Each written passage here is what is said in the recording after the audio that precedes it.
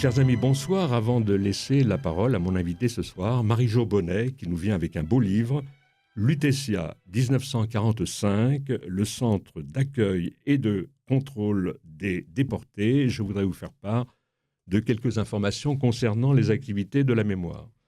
Alors tout d'abord, à l'appel de Serge Klarsfeld et des fils et filles des déportés juifs de France, se tiendra notre rendez-vous traditionnel, rue Nélaton, à 18h au Jardin des Enfants du Veldiv, en mémoire des victimes de la rafle des 16 et 17 juillet 1942 et des 4000 enfants qui furent du nombre de cette tragédie au cours de laquelle notre pays, la France, a commis l'irréparable, selon les mots de Jacques Chirac. Le 20 juillet, le dimanche 20 juillet, à 10h, au square des martyrs juifs du Veldiv, se tiendra, vous le savez, la journée nationale à la mémoire des victimes des crimes racistes et antisémites de l'État français et d'hommage aux Justes de France, et ce, à l'occasion du 83e anniversaire de la rafle du 16 juillet où plus de 13 000 Juifs furent arrêtés par les fonctionnaires de police français, puis conduits au Veldiv, à Drancy et dans les camps du Loiret avant d'être déportés pour Auschwitz. Il faut s'inscrire sur le site du CRIF pour participer donc à cette commémoration. Et le même jour, soit donc le dimanche 20 juillet, se tiendra au Mémorial de la Shoah une rencontre consacrée au discours de Jacques Chirac du 16 juillet 1995, véritable tournant historique pour la mémoire de la Shoah, avec la participation de Claude Chirac, donc la fille de Jacques Chirac, Frédéric Salah Barou, Hubert Struck et Laurent Joly, rencontre animée par Eduardo Castillo pour réserver un numéro de téléphone 01 53 01 17 42. Voilà, je reviens donc à mon invité ce soir à laquelle je souhaite la bienvenue. Donc, sous votre direction, je voudrais rappeler que vous êtes docteur en histoire.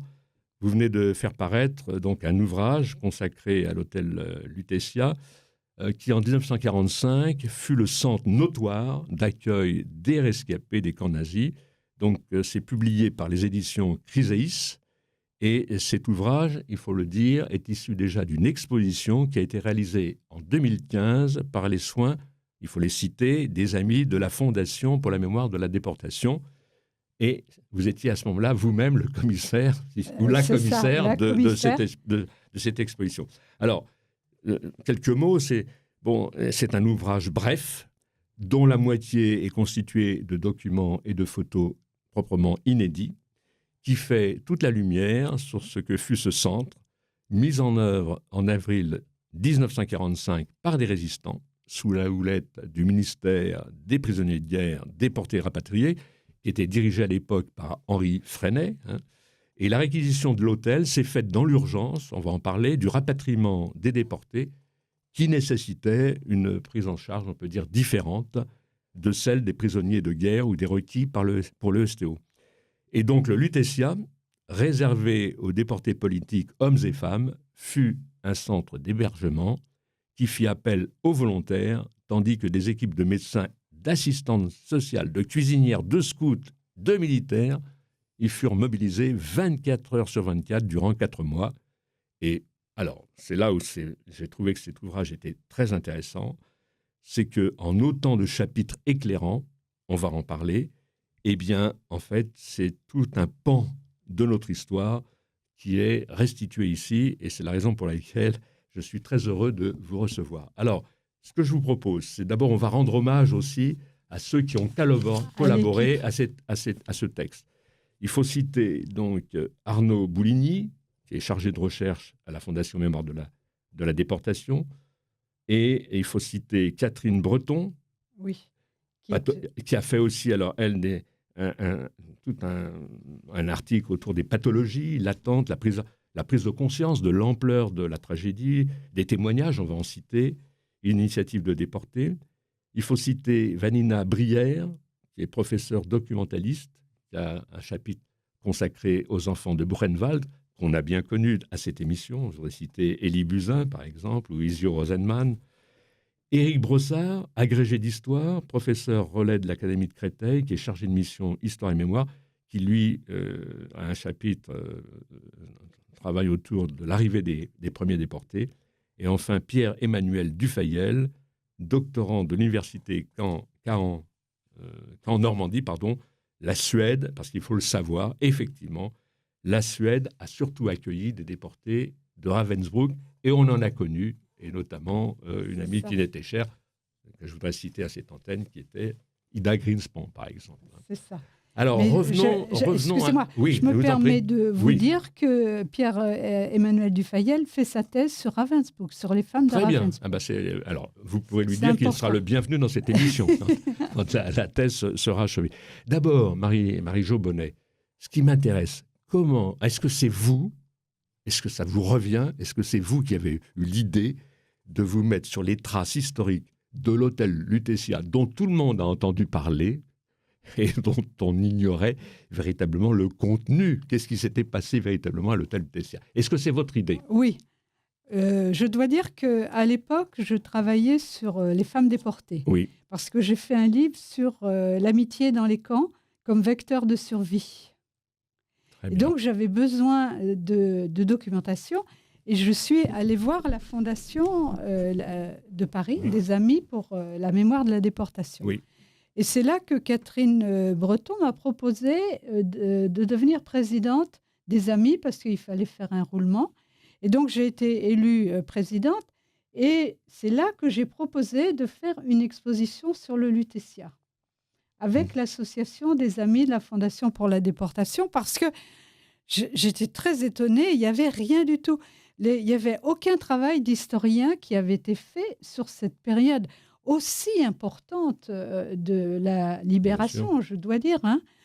Et le Lutetia a été le lieu où on a pris conscience du drame de la déportation. Et j'étais vraiment étonnée. Et en plus de ça, c'est un lieu qui est très émouvant.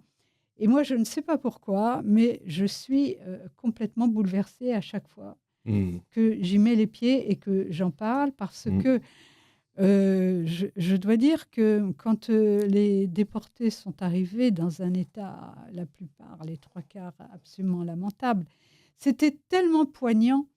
Je veux dire, il y a des récits qui sont tellement poignants que on ne peut pas résister. Dans votre ouvrage, il y a aussi des photos qui témoignent. Hein.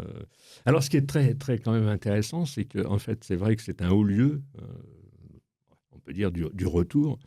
Et savez-vous que pendant longtemps, pendant des décennies, il y a des associations de déportés qui faisaient leur dîner annuel tout à fait. Sur place. Exactement. Puis qu'on même été viré à un moment donné. Donc, si vous voulez, c'est à la fois ombre et lumière. Vous voyez, exactement. Exactement. Alors, moi, je vous propose, si vous voulez, de revenir sur les chapitres de cet ouvrage, parce qu'au fond, on suit une chronologie et c'est bref, mais c'est très, très bien fait. Il y a vraiment l'essentiel. Et donc, le chapitre 1, on commence par le début, hein, la réquisition du Lutetia comme centre d'accueil et de contrôle des déportés. Et là, on apprend que on peut dire que ça s'est improvisé en quelques jours. Complètement. Parce qu'à l'origine, tout le monde, c'est-à-dire tous les rapatriés, alors il ne faut pas oublier qu'il y a un nombre considérable de prisonniers à rapatrier en France.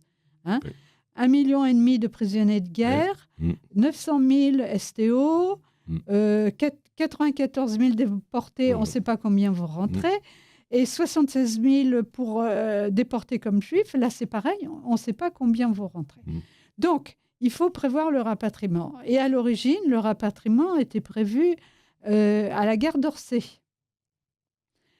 Mais, et alors, ça, c'est le premier point. Le deuxième point, la priorité pour les rapatriés, c'était les prisonniers de guerre. Alors là, c'était quand même quelque chose d'insupportable.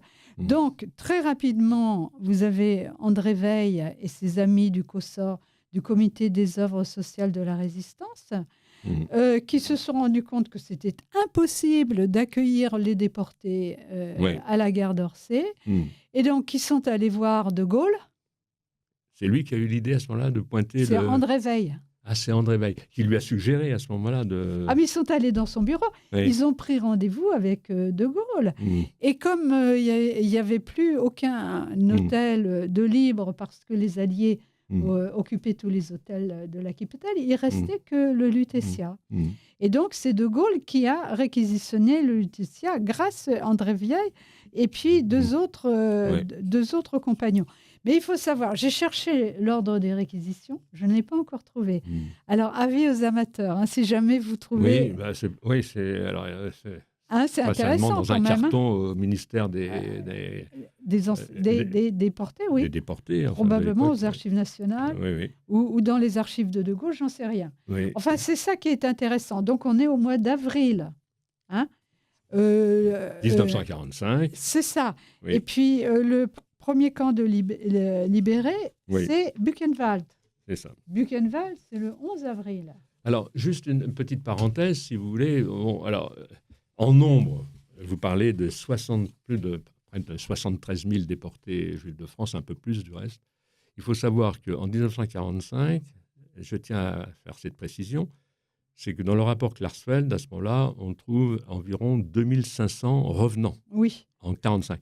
Sauf que tous ces derniers temps, je le dis pour les amis qui nous écoutent, les chiffres ont été revus à la hausse puisqu'on n'est pas loin maintenant de 4000 rescapés des camps. Absolument. Mais en vérité, si vous voulez, c'est ça qui est très intéressant en regard de l'histoire, c'est que ce petit volume par rapport à un plus grand volume qui représente à la fois les prisonniers et les déportés, qu'on appelle les déportés résistants, en réalité, le fait le plus aigu concerne, malgré tout, il faut le dire, le retour de ces déportés d'Auschwitz et des camps nazis, parce que les conditions étaient quand même différentes, dans la mesure où les familles juives sur la rampe de Birkenau étaient sélectionnées, et les plus faibles, les femmes et les enfants, étaient directement conduits à la chambre à gaz. Ça, il faut quand même le préciser. Ah bah oui, mais ça, absolument. Et puis alors, il y a Simone Weil aussi qui a raconté que après la libération de Bergen-Belsen, elles ont mis 1 mois pour être rapatriées avec sa sœur. C'est vrai. Parce qu'il fallait attendre à cause du typhus. Et donc, là, elle a dit des choses vraiment... ils n'en avaient rien à faire. Je veux dire... c'est vrai, hein, il faut quand même dire la vérité. Hein. Donc, vous voyez... Bon, moi, je dois dire aussi que je voudrais parler d'André Jacob, qui était donc la petite cousine de Max Jacob et qui a été une résistante. Elle a fait partie du réseau NEP, noyautage. Et c'est elle qui s'est retrouvée à la fin chef du réseau NEP avec Evelyne Garnier. Et elles étaient membres de Témoignages chrétiens. Elles ont participé au premier numéro sur l'antisémitisme. Je vous dis ça parce qu'elle travaillait au ministère des prisonniers et elle a fait des recherches pour identifier les déportés. Parce qu'il y avait sa famille qui avait été déportée à Auschwitz. Vous voyez ? Donc, je me permets d'en parler parce que j'ai fait mettre une plaque en face de la Bibliothèque nationale parce que, je veux dire, ce sont des... Oui, alors justement, puisqu'on en est là, vous avez apporté des documents ici qui sont vraiment d'une grande portée historique parce qu'en fait, on a par exemple le bulletin du service central des déportés israélites qui, en fait, date du 15 avril 1945. On peut dire que là, on a la genèse précisément de ce qui va se passer par la suite, quoi. Oui, le service central des déportés israélites, c'est quand même quelque chose d'extraordinaire qui s'est fondé, je veux dire, dès septembre 1944. Parce qu'il a été fondé par André Amar, la banque Amar, à Boulevard Haussmann, avec son épouse Jacqueline Ménil-Amar, qui a écrit un livre formidable qui s'appelle « Ceux qui ne dormaient pas ». Et André Amar fait partie de l'organisation juive de combat qui a été arrêté le 17 juillet 1944 par la Gestapo de la rue de la Pompe, avec Lazarus, Chamet, etc. Alain Fischer aussi, qu'on a bien connu, ce petit groupe de résistants magnifiques, interné à Fresnes, après avoir été torturé, Ouais, il faut le dire, torturé par la Gestapo. et emmené par Brunner, par le dernier wagon. À ce C'est moment-là. ça. Ils vont s'évader, c'est Et il magnifique. s'évade des derniers wagons. Et André Amar débarque le jour de la Libération à Paris, chez son épouse, Ouais. hirsute, la barbe ayant poussé, etc. Et il lui raconte donc tout ce qu'il vient de vivre. Et donc, c'est ce petit groupe-là qui décide de fonder C'est ça. le service central des déportés israéliens. Mais ce qui est extraordinaire chez eux, vous m'interrompez si je me trompe, ils s'évadent. Et à peine évadés, ils se mettent, je dirais, en position de combat déjà. C'est extraordinaire. Oui, parce que des résistants dans l'âme. Il quoi. était quand même à Drancy. Oui. Et il a réussi à s'évader grâce à la résistance interne de Drancy, Oui. qui leur ont donné Des limes. exactement Oui. dans un pain. Oui. C'est grâce aux limes qu'ils ont pu ouvrir. Alors figurez-vous, vous savez, dans le wagon, vous le savez bien, il y avait Bloc d'assaut. Absolument. Bloc, et lui, il a refusé de partir, lui, il est resté. Alors, il s'est retrouvé à Buchenwald. Et après, il a été protégé par des gens que vous connaissez bien aussi, Marcel Paul et Henri Manès, de la résistance communiste dans le camp. Exactement. Mais moi, j'entends encore à mes oreilles Jacques Lazarus me dire, il s'était donné des numéros pour sauter, vous savez, et il se tourne vers Bloc d'assaut. Est-ce que vous en êtes ? Ben non, lui, il est resté. C'est incroyable. Mais il a été protégé après. Alors qu'il avait résisté par rapport à l'aviation. Oui. Je veux dire, parce que les Allemands voulaient mettre la main sur... Mais c'est une histoire extraordinaire, ça, vraiment. Ah oui, et puis le livre, il faut lire, Le Dernier Wagon. Oui, André Chéniaud. C'est bouleversant aussi.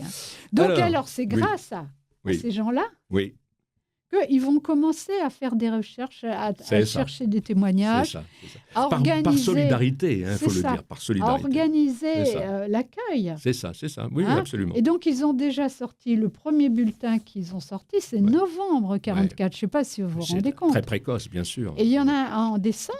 Et puis, donc, quand le Lutetia ouvre le 26 avril 1945, elle est là, Jacqueline Mény-Lamar. Elle écrit des articles. C'est ça. Pour le bulletin. Oui. Ils sont là. Oui, bien sûr. Oui, non, mais là, c'est une pépite historique. Ah, mais c'est une pépite. Et puis en plus de ça, c'est écrit dans une langue française qui est absolument magnifique. Alors, si vous permettez, on continue avec donc la chronologie de cet ouvrage. Je rappelle le titre, l'UTCA 1945, le centre d'accueil et de contrôle des déportés.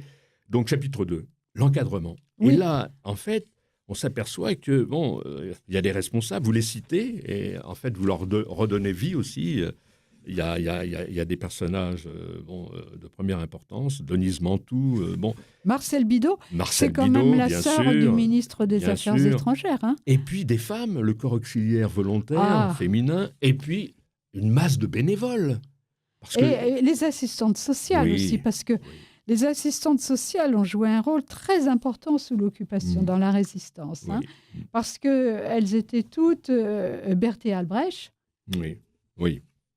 elle était parmi les formatrices des assistantes sociales de la rue Princesse. Et donc, je veux dire, il y en avait beaucoup d'assistantes qui avaient été arrêtées dès 1941, 1942. Hein. Et donc, là, on les retrouve donc, avec le COSOR. C'est important, ce sont des réseaux. C'est elle qui allait dans les camps, par exemple. Et qui faisait un transfert d'informations. Je reviens, si vous voulez, juste en arrière une seconde. C'est que vous avez fait un travail historique autour de l'amitié, si j'ai bien compris, l'amitié comme vecteur de survie dans les camps. On est bien d'accord. C'est ça. Est-ce à dire que, en fait, votre tâche s'est poursuivie avec l'hôtel Lutetia, puisque, en réalité, cette survie, d'une certaine manière, a continué avec ces hommes et ces femmes qui rentraient et qui se sont tenus chauds, d'une certaine manière, pour affronter la reconstruction. Est-ce qu'il y a un lien ? Je crois que c'est le message principal que j'ai envie de transmettre comme historienne. Oui. Quand on traverse l'enfer, je veux dire, c'est l'amour et l'amitié qui permet de tenir le coup. Et la culture, pour les hommes, ça a été peut-être plus la culture, mais il y avait aussi beaucoup d'amour. Oui. Et je crois, mais surtout chez les femmes, parce que quand il y avait leur amie qui était arrêtée ou tuée ou morte, c'était la catastrophe pour elle, hein. Et donc, comme Germaine Tillon, par exemple, on donne l'exemple Oui, oui. dans ses récits. Geneviève de Gaulle. Exactement. L'amitié, et même à Auschwitz, Oui, bien à sûr. Birkenau, vous avez Bien quand sûr. même des amitiés de toute une vie, hein, Odile, Bien sûr. Simone Veil et Loridan, et Marceline. Marceline. Et Ginette Kolinka, qu'il faut citer aussi des aujourd'hui, amis de bien toute sûr. une vie, hein. Bien sûr. Je veux bien dire, sûr. parce que c'est évident que ça donne l'énergie de résister. Oui, c'est ça. C'est ça. Et moi, Mais- je pense que c'est ça qu'il faut aujourd'hui. Mais Je veux dire- c'est pourquoi je reviens à Lutetia, parce qu'en réalité, Lutetia, c'est à la fois, je dirais, bon, la terre de survie d'une certaine manière, mais en fait, les témoignages nous montrent que le fait d'avoir à se séparer de leur compagne, C'est ça. c'est atroce, elles le vivent très très mal. Ça a été une Et c'est la catastrophe. perte, d'une certaine manière, de cette affection qui les nourrit et qui les sublime d'une certaine manière. Absolument, puis qui leur a donné le courage Oui, de C'est ça. traverser C'est pour tout ça qu'il y a un lien avec... Vous avez raison. Exactement, parce Oui. que moi, je poursuis en fait ouais, j'essaye toujours de voir le positif c'est ça, c'est ça.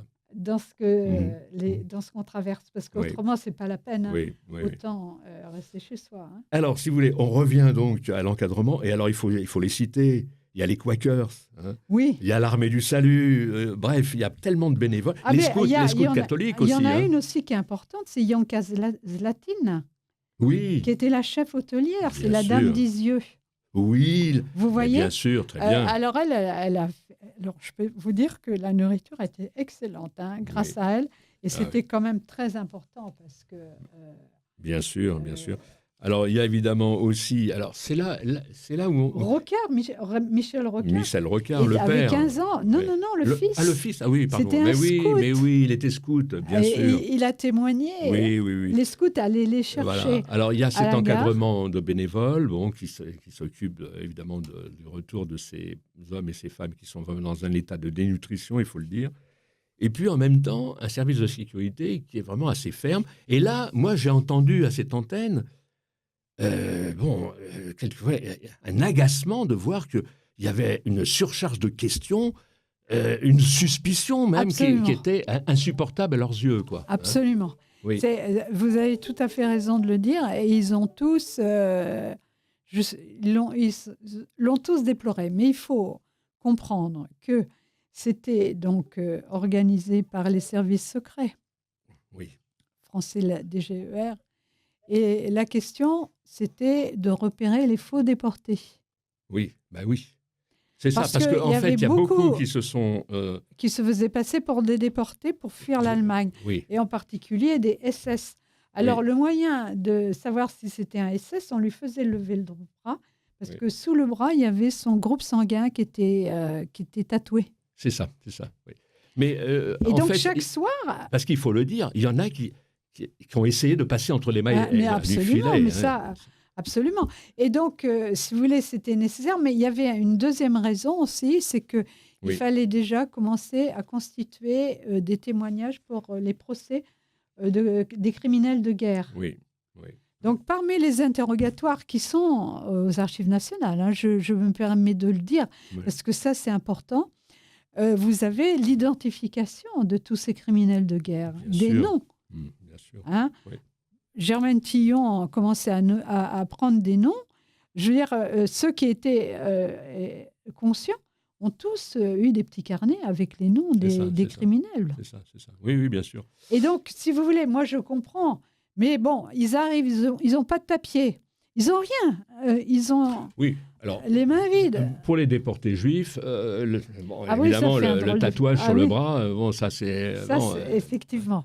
On ne peut pas le contourner, ça. Hein, non. Pour le reste, évidemment, sans papier, Alors, il y a aussi... Alors, c'est à la page 19, déjà, c'est quelqu'un qu'il faut saluer, hein, parce qu'en fait, là aussi, vous lui redonnez de la lumière à juste titre. Oui. C'est le fameux docteur Toussaint Gallet, qui a été le médecin-chef du Lutetia. Et là, encore une fois, j'ai presque envie de dire qu'avec votre ouvrage, c'est aussi une leçon de vie. Pourquoi une leçon de vie ? Parce que voilà un homme qui va être torturé par la Gestapo, rue des Saussets, qui ne va pas parler, aucun compagnon de son réseau va être concerné, si je puis dire. Il va être mis au secret à Fresnes. Il est déporté à Buchenwald le 15 août 1944. Et en fait, au retour, eh ben, il se lance 3 jours après. 3 jours Et il est après. nommé médecin-chef. Il est nommé médecin-chef. Mais je dirais que là aussi, ça mérite vraiment le projecteur sur lui, quoi. Ah bah oui, et puis il a continué, il a travaillé sur le dopage après, enfin je veux dire, il a eu... Médecin du sport, enfin... C'est des gens qui ont des vies qui sont vraiment remarquables. C'est ça. Franchement. Et lui, Toussaint Gallet, il a fait partie des premiers rapatriés en avion, vous savez, Oui, avec tout le gratin de la résistance. oui. Qui était à Buchenwald, parce qu'il C'est y ça. avait un réseau de résistance à Buchenwald, attention, hein. Bien Ils sûr. se sont quasiment auto-libérés, hein. Oui, et Semprin en parle très bien, Georges Oui, Semprin. Hein, tout à fait. Dans son Tout à livre, fait. voilà. Non, mais alors attendez, il faut parler aussi des infirmières. Oui, Parce que De Gaulle a mis à la disposition des infirmières 6 voitures avec chauffeur qui venaient les chercher à la sortie de l'hôpital pour faire un nouveau service au Lutetia. Et bénévole. Tout ce monde-là est bénévole. Ça, il faut le dire, hein, c'est vachement important. bien sûr, bien sûr, bien sûr. Oui, non, mais évidemment, c'est, je dirais, une action complètement désintéressée. Et en même temps, les témoignages que l'on a, c'est que en fait, la population même environnante, elle ne peut pas être insensible. On les voit, la plupart arrivent avec leur tenue rayée, ils sont émaciés. Il y a quelque chose qui frappe à ce moment-là. Et puis, vous le savez très bien à travers l'étude que vous avez faite, c'est que ce qui va les bouleverser, mais vraiment les bouleverser, ça, j'entends encore leur témoignage, c'est le fait qu'on se presse autour d'eux avec des photos et qu'on les agrippe pour dire « mais est-ce que tu connais, est-ce que tu l'as vu celui-là ?» etc.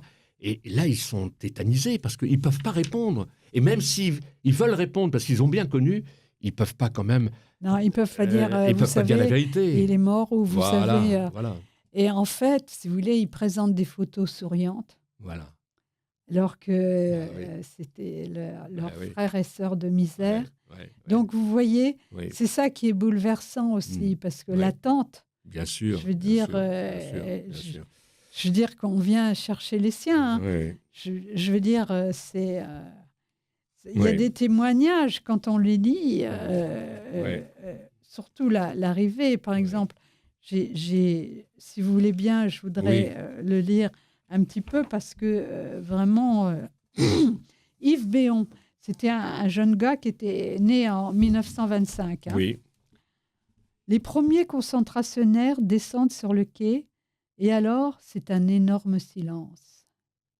Les civils regardent ces pauvres créatures et se mettent à pleurer. Des femmes tombent à genoux sans dire un mot. Les détenus avancent, presque timides. Ils avancent vers un monde qu'ils ont oublié, qu'ils ne comprennent pas. Ils voient des terriens, vêtus comme des terriens. Ils les regardent sans dire un mot. Ces êtres qui viennent d'une planète disparue voient juste devant eux d'autres êtres qu'ils ne reconnaissent pas. Là, sous leurs pieds, il y a une frontière, un passage à franchir. Oui. Donc, ce silence... Bien sûr. Alors, Marguerite Duras en parle aussi avec Mascolo. Oui, bien sûr. Quand il arrive au restaurant, tout le monde fait silence et se lève. Oui. Alors, bon, un chapitre important, hein, parce qu'en fait, il faut en parler, c'est tout ce qui concerne les pathologies qui vont être liées à la déportation. Et vous dites très bien que 1 an après leur libération, 5% vont malheureusement mourir. Et 50% ont de graves maladies. C'est un rapport du docteur Rago. Il faut savoir qu'on a connu, moi j'ai connu beaucoup de ces rescapés, notamment quand ils fréquentaient la rue Leroux, dans le dispensaire médical. Et c'est vrai que, il y a des pathologies qui, malheureusement, sont gravement affectées. Hein. Le syndrome du camp de concentration, là, ça a été identifié par les médecins, reconnu par l'OMS. Ça, c'est très important parce que vous en avez beaucoup qui ne peuvent plus retravailler. Et donc, ils doivent être pris en charge par la collectivité. Et c'est un devoir de le faire. Ce qui était prégnant aussi dans les confidences qu'on a eues, comme ça, c'est beaucoup un syndrome de culpabilité. Absolument. Et du reste, vous citez très justement, vous faites référence à Primo Levi dans ce fameux ouvrage Les naufragés et les rescapés, où il dit « Tu as honte parce que tu es vivant à la place de l'autre ». C'est humain, ça, je veux dire. On ne peut pas faire un jugement là-dessus, mais se dire qu'on est là. Pourquoi moi ? Pourquoi moi, voilà, c'est ça. C'est évident, ouais. Attention, ne faisons pas de généralité non plus. C'est non, pas, mais quand même. avec aussi alors un sentiment d'abandon, d'amertume, d'incompréhension, voire d'hostilité quasi générale. Ça, c'était donc un témoignage aussi, vous le dites, de Simone Veil. Ouais. Et puis, évidemment, on en arrive donc à la réinsertion sociale de la population. Il y a à ce moment-là des œuvres qu'il faut saluer, parce qu'on les a connues, on les connaît encore aujourd'hui. C'est évidemment l'OSE, l'œuvre de secours aux enfants, qui a pris en charge surtout l'accueil, la réadaptation sociale et scolaire des orphelins juifs, notamment les enfants de Buchenwald. Absolument, les enfants de Buchenwald, ça a été un traumatisme aussi quand absolument. Ils sont arrivés. Et la FNDRP, évidemment, qui a joué son rôle, quoi, bien sûr. Alors, concernant précisément, si on revient un petit peu sur ce que vous mettez en lumière aussi, c'est le fait, et c'est ça qui m'a comment dirais-je, éclairci pas mal de choses, c'est qu'au fond, Lutetia, c'était aussi une sorte de vitrine qui permettait de prendre l'ampleur de la tragédie. Oui. Parce qu'en réalité, ces hommes et ces femmes qui arrivent donc en avril 1945, bon, on parle de la déportation, mais là, il y a une sorte d'appréhension, de rencontre avec des gens qui ont des stigmates sur leur propre corps et sur leur psychisme, qui montrent en réalité quelle épreuve mortifère ça a pu être. Absolument. Oui. Je pense que c'est ça, parce qu'il faut savoir qu'à peu près un tiers des déportés sont passés par le Lutetia. Oui. Ce qui est quand même considérable. Oui. Hein. Et donc, en plus, quand vous avez toutes les familles qui venaient attendre leurs proches, et donc, si vous voulez, on le voyait. Oui. Mais ce qui m'a beaucoup troublée, moi, c'est de voir qu'il y avait si peu de photos qui ont été prises. Oui. Il y a juste l'AFP qui est venue. Une sorte de pudeur.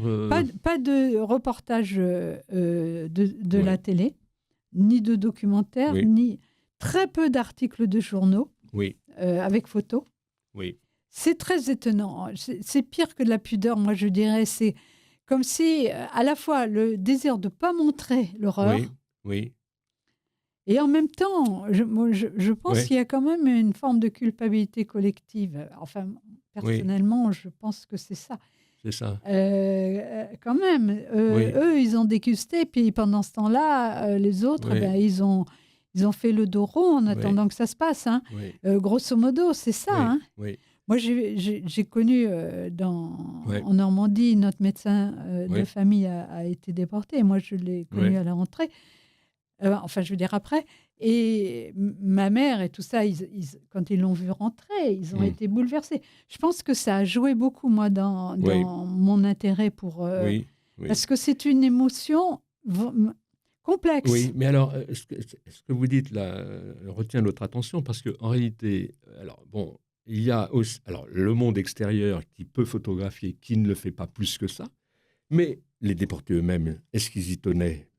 Parce qu'en réalité, là aussi, il y a une pudeur de se dire, voilà, je suis toujours là, mais je suis aussi quelqu'un d'autre qui a changé d'une certaine manière. Ah oui, et là, ça c'est sûr, c'est vrai. On ne va pas se faire photographier aussi facilement que ça. C'est vrai. Mais par exemple, vous avez des photos des déportés devant le mur de photos des enfants et des jeunes. Oui. Mais eux, ils étaient... Il faut parler de votre dossier, du reste, il est très très bien fait. À la fin, vous avez effectivement des photos. Et félicitations, donc, je dirais aux auteurs aussi, à vous-même, c'est que vous nous montrez quand même des photos et des documents inédits. Ah bah oui, ça j'y tenais beaucoup parce que, franchement, notamment la photo des déportés à Ravensbrück qui se sont retrouvés en Suède, parce qu'en Suède, ils les ont toutes photographiées pour leur faire un semblant de papier d'identité. C'est ça. Et donc, on a leurs photos. Oui. Et ça, c'est extraordinaire comme document. Et puis, bon, ces photos de l'arrivée, il y en a que je ne connaissais pas, du reste. Voilà, mais c'est des documents très forts. Oui, si vous permettez, parce que, regardez, vous avez parlé tout à l'heure de Jacqueline Ménier-Lamarre. On en est au chapitre « Prise de conscience de l'ampleur de la tragédie ». C'est une femme qui écrit très bien. Elle a une belle plume. Et voilà ce qu'elle dit. Si vous permettez, je lis ce qu'elle dit. « Il suffit de parcourir les couloirs du Lutetia pour voir 5 ou 6 anciens rayés, au crâne rasé, encore pâle et exténué, qui circulent devant une immense galerie de photographies. Des centaines et des centaines de photos accrochées au mur. Tous ces visages absents, perdus dans l'immense tourmente, regardent de leurs yeux de jadis. De leurs yeux gais d'avant, avec le sourire de la vie et de la jeunesse, photos de mariage ou de vacances, qui regardent de leurs pauvres yeux de papier si on va les reconnaître. Voilà la pudeur aussi. C'est ça. Si on les a vus une fois, si l'on va dire ce que l'on sait d'eux, dernier espoir, et c'est le symbole de cette guerre, ces rangées de photos de disparus devant lesquelles circulent quelques survivants. C'est magnifiquement écrit. Ah, mais ça, vous savez, moi, je trouve que cette femme, c'est une grande écrivaine. Hein. Alors, il y a un grand chapitre aussi autour des enfants de Buchenwald. On en a connu, bien sûr. Ah oui, qui arrive complètement décharné. Et à juste titre, vous rappelez qu'en fait, dans la baraque 66, c'est 1 millier d'enfants et d'adolescents qui ont été sauvés aussi par la résistance du camp, il faut le dire. Absolument. Qui avaient entre 8 et 20 ans, quoi. C'est ça. Près, hein. Ils venaient d'Europe centrale. Et qui venaient tous d'Europe centrale, de Hongrie, de Pologne, de Roumanie. Et qui débarquent en France ne parlant pas français. Oui, et parmi eux, alors des gens qu'on a connus, bien sûr, comme évidemment Elie Wiesel, Iso Rosenman, je le citais. Et puis, il y a le fameux rabbin Lowe qui faisait partie de ces enfants, qui est un grand rabbin d'Israël. Et ils vont être pris en charge par Losé. Ouais. Et donc, en fait... Ça, c'est important. Oui. Parce que, je veux dire, des enfants, vous voyez...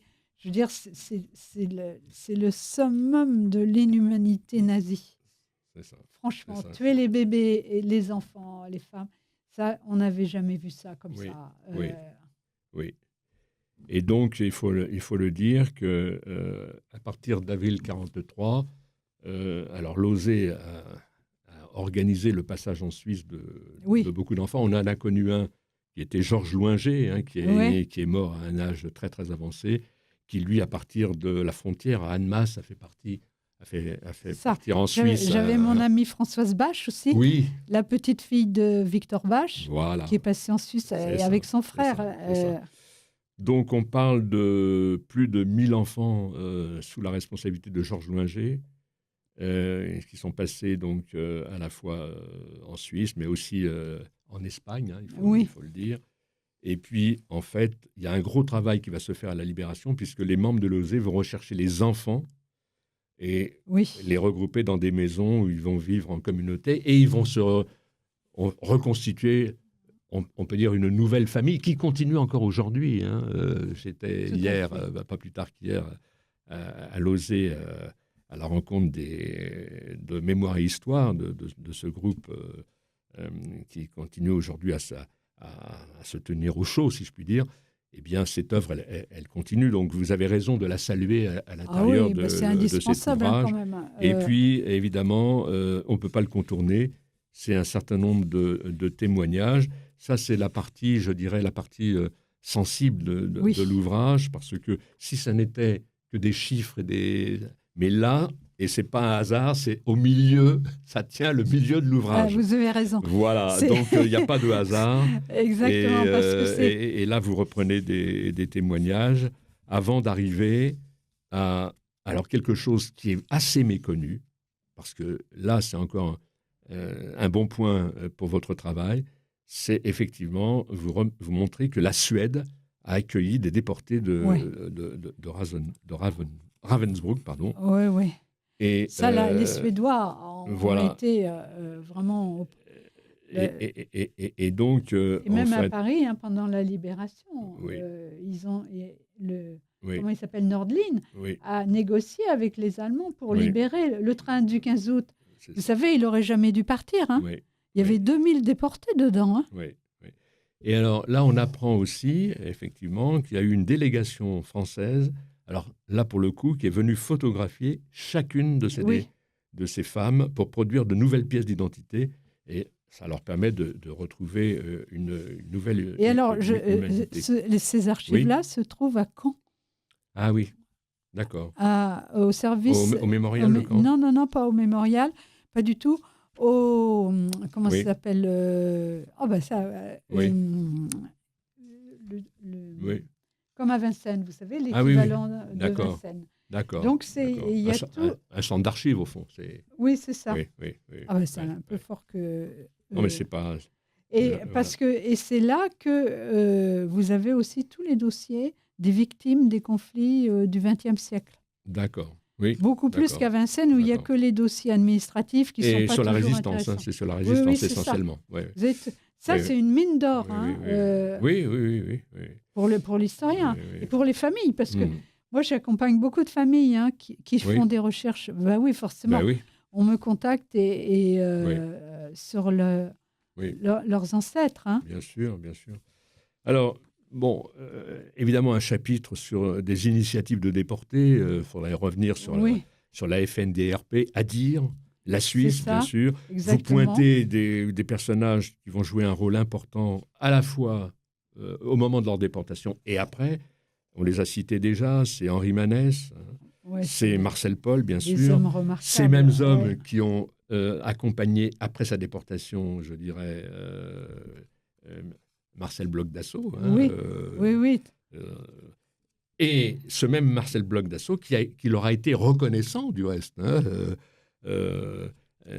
dans son fief à Beauvais en particulier. Hein, voilà. Parce qu'il n'avait jamais oublié le bien qu'on lui avait fait pendant sa déportation. Hein. Et puis,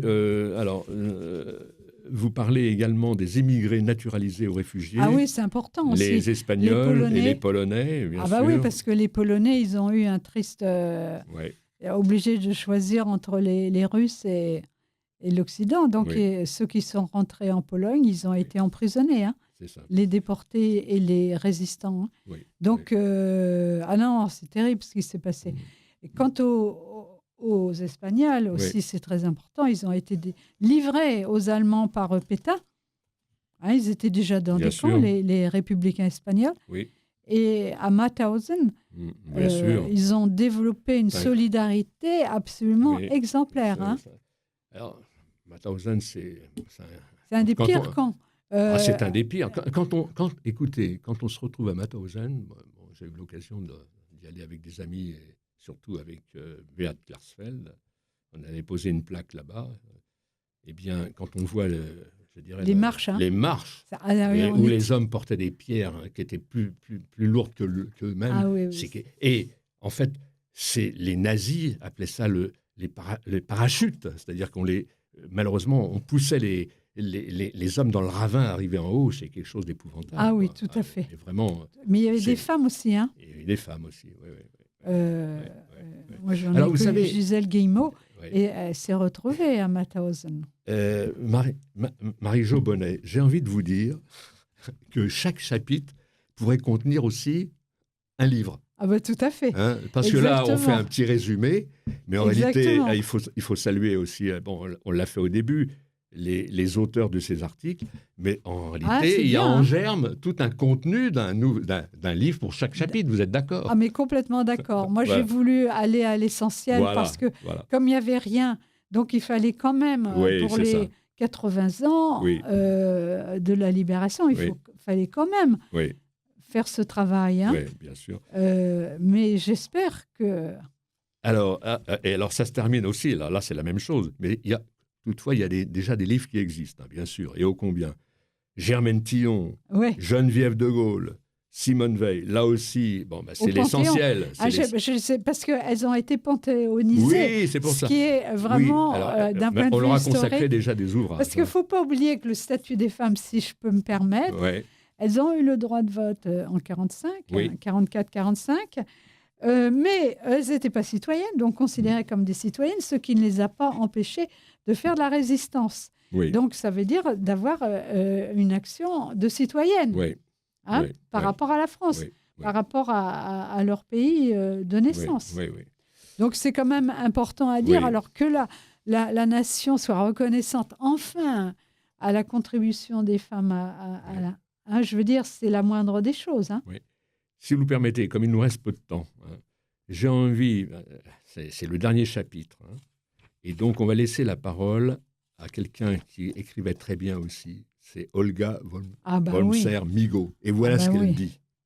C'est très intéressant.